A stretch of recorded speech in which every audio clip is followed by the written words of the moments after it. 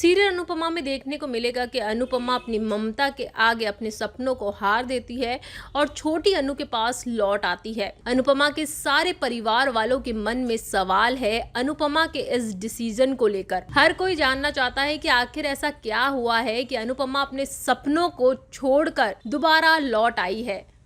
क्या अनुपमा कुछ समय के लिए आई है या फिर अनुपमा हमेशा के लिए सब कुछ छोड़कर वापस से घर लौट आई है। अनुपमा में देखने को मिलेगा कि एक माँ अपनी ममता के आगे सब कुछ त्याग देती है, चाहे वो उसके सपने हो या उसकी इच्छाएं। अनुपमा के पास में अनुज आता है और अपने इस डिसीजन को लेकर वो अनुज को समझा रही है कि किस तरीके से वो अपनी ममता के आगे सब कुछ हार चुकी है। अनुपमा बताती है कि मैंने कुछ ऐसा महान काम नहीं किया है, अगर मेरी जगह कोई भी माँ होती तो वो यही करती। वो अपने बच्चे को इस तरह बीमार और अकेला छोड़कर अपने सपनों के पीछे नहीं भाग। इसी के साथ अनुपमा को अपनी गुरु माँ का भी ख्याल आता है और वो सहम जाती है कि उसके इस डिसीजन से गुरु माँ पर क्या असर पड़ेगा। अनुपमा बताती है कि कभी कभी जिंदगी में ऐसी नौबत आ जाती है कि हमें दिमाग और दिल में से किसी एक को चुनना होता है और एक पल में ये डिसीजन लेना होता है। और मैंने दिल को चुना और अपनी छोटी अनु के पास आई, लेकिन मैं जानती हूँ कि मैंने गुरु माँ के साथ कितना बुरा किया है, कितना सब कुछ दाव पर लगाकर मैं लौटी हूँ। मैं गुरु माँ से कैसे नजरें मिलाऊंगी और किस मुंह से उनसे माफी मांगूंगी। अनुपमा कहती है कि भगवान बार बार इशारे दे रहा था कि मैं जाऊं, इसलिए मैं रुक गई। अब मैं गुरु माँ से क्या कहूंगी। अनुपमा कहती है कि भगवान बार बार इशारे दे रहा था कि मैं रुक जाऊं, इसीलिए मैं रुक गई, लेकिन अब गुरु माँ से क्या कहूंगी। अब मैं छोटी को तो संभाल लूंगी, लेकिन गुरु माँ से कैसे नजरें मिलाऊंगी। इसके बाद लाइट चली जाती है, बाहर बारिश हो रही है और बा कहती है कि लगता है तूफान आने वाला है।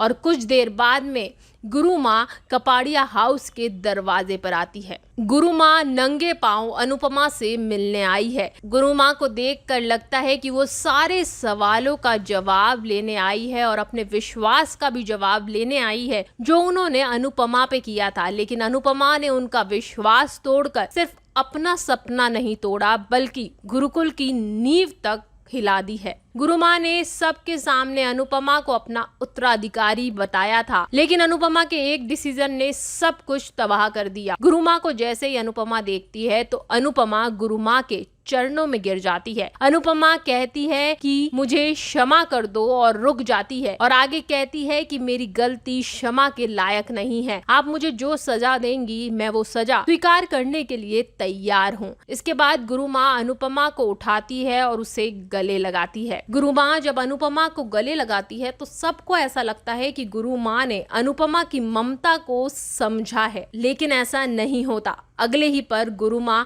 अनुपमा को जोर का थप्पड़ मारती है। गुरु माँ अनुपमा से कहती है कि तुम मेरी सबसे प्रिय शिष्य थी, तुम्हें मैंने सबसे ज्यादा प्यार किया और उसी प्यार की खातिर मैंने आज तुम्हें अपने पाँव छूने दिए और तुम्हें गले लगाया। वो प्यार जिसकी 2 बूंद बाकी रह गई थी, मैंने उसे आज खत्म किया है और ये थप्पड़ मेरी तुम्हारे साथ नफरत के रिश्ते की शुरुआत है। अब ना मैं तुम्हारी गुरु हूँ ना तुम्हारी माँ हूँ।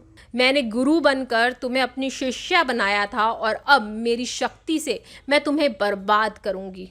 वहीं गुरु माँ के थप्पड़ मारने और अनुपमा से इस तरह से बात करने पर अनुज और वनराज दोनों ही गुरु माँ पर सवाल करते हैं कि आप इस तरीके से अनुपमा से बात नहीं कर सकते। लेकिन अनुपमा सबको रोक देती है और कहती है कि ये गुरु और शिष्य के बीच की बात है, इसके बीच में कोई नहीं बोलेगा। इसके बाद अनुपमा गुरु माँ से कहती है कि गुरु माँ मुझे सारी सज़ा मंजूर है, लेकिन मेरी बात सुन लीजिए। मैं एक शिष्य होने से पहले माँ हूँ। मैं एक अच्छी शिष्य नहीं बन पाई, लेकिन मैं ये जानती हूँ कि एक माँ होने के नाते मैंने जो किया है उस पर मुझे गर्व है। मेरी बच्ची की चीख मेरे कानों में गूंज रही थी, मैं कैसे चली जाती। आज एक माँ अपनी ममता के आगे झुक गई। गुरु माँ अनुपमा की बातें सुनकर इमोशनल हो जाती है, लेकिन आने वाले एपिसोड में दिखाया जाएगा कि गुरु माँ अनुपमा की सारी बातों का जवाब देती है और साथ ही अनुज पर इल्जाम लगाती है कि अनुज की वजह से ही तुम सब कुछ छोड़कर आई हो।